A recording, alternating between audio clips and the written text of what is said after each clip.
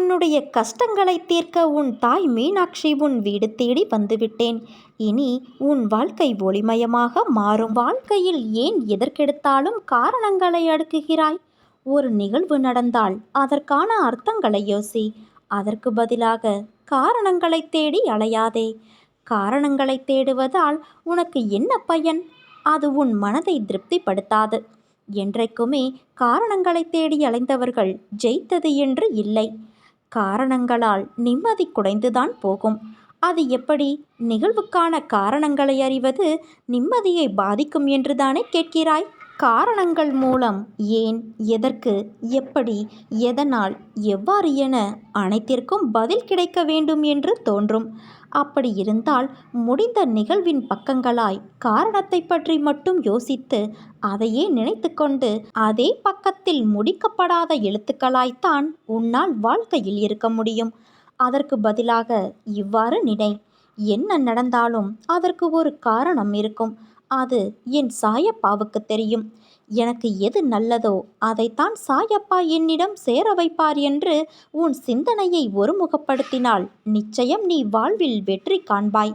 உன் மனதில் உன் நிம்மதி தொலைய காரணம் எப்பொழுதும் ஏதாவது எண்ணங்களை நீ உன் மனதிலும் புத்தியிலும் அசை போட்டு கொண்டு இருக்கிறாய். அவை மெல்ல மெல்ல உன்னை ஆக்கிரமிப்பு செய்து உன் நிம்மதியை வாங்குகிறது. உன் குணநலன்களை ஒரு விஷயம் பாதிக்கிறது என்றால் அது உன்னை ஆளப்போகிறது என்று அர்த்தம். அதை வெட்டி சாய்த்து விடு. நல்லதை நாம் தண்ணீரை ஊற்றி வளர்க்கலாம். ஆனால் கெட்டது என தெரிந்ததை முதலில் கிள்ளி எறிந்து அடியோடு எடுத்துவிட வேண்டும். உன்னையும் என்னையும் யாராலும் பிரிக்க முடியாது. உன் அன்பின் மீதும் பக்தியின் மீதும் எந்த குறைபாடும் இல்லை. அது தூய்மையானது. குதர்க்கமான எண்ணங்கள் தான் உன்னை பதற வைத்து கலங்க வைக்கிறது. அதை நிச்சயம் உன்னிடத்திலிருந்து நான் வெளியேற்றுவேன்.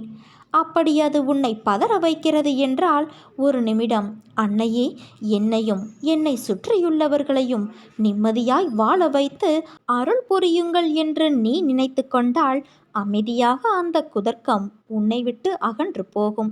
உன்னிடத்தில் உன் அன்னையான நான் எப்போதும் இருப்பேன். என் அருளும் ஆசிர்வாதமும் எப்போதும் உனக்கும் உன்னை சுற்றியுள்ளவர்களுக்கும் உண்டு. ஜென்ம ஜென்மமாய் நான் சுமக்கும் என் உயிர் நீ. உன் அம்மாவாக அப்பாவாக என்றும் அரவணைத்து என் இதயத்தில் வைத்து வாழ வைப்பேன். ஒரு குழப்பத்திலிருந்து உன் மனம் வெளிவருகிறது. ஆனால் மீண்டும் வேறொரு குழப்பத்தில் சென்று மாட்டிக்கொள்கிறது. வாழ்க்கையில் நிகழ்வுகள் தொடர் சங்கிலியாக நிகழ்ந்து கொண்டே இருக்கும். என்னை நம்பி இருக்கும் உன்னை ஒவ்வொரு பிரச்சனைகளிலிருந்தும் நான் அடுத்தடுத்து விடுவித்து கொண்டுதான் வருகிறேன். ஆனால் உன் மனம் ஒன்றிலிருந்து மற்றொன்றை கண்டு குழம்பி தவித்து போகிறது. நீ என்னை சார்ந்தவன், என்னை மட்டுமே சார்ந்தவன். ஒவ்வொரு அடியிலும் நான் உன்னை கவனித்து கொள்ள வேண்டியிருக்கிறது. உனக்கு என்ன நேரும் என்பதை நான் மட்டுமே அறிவேன். உன்னை கரையேற்றும் பொறுப்பை நான் தான் வகிக்க வேண்டும். என்னை விட்டால் உனக்கு வேறு யார் இருக்கிறார்? திட்டம் போட்டு வாழ்பவனுக்கு அவன் திட்டம் மட்டுமே துணை. எந்த திட்டமும் இல்லாமல் வாழ்பவர்களுக்கு உன் தாய் மீனாட்சி நான் மட்டுமே துணை. உன் வாழ்வில் பிடிமானம் ஒன்றும் இல்லை என்றாலும் என்னை நம்பி மாற்றம் வரும் என்று நீ வாழ்கின்றாய். அதை உன் அன்னையான நான் அறிவேன். உன்னை நான் கைவிட மாட்டேன் என் தங்கமே. உனக்காக பல்வேறு வாய்ப்புகள் காத்திருக்கின்றன. இந்த பூமியில் உன்னுடைய பங்கு மகத்தானது. நீ சாதிப்பதை காண நானும் ஆவலாய் இருக்கின்றேன்.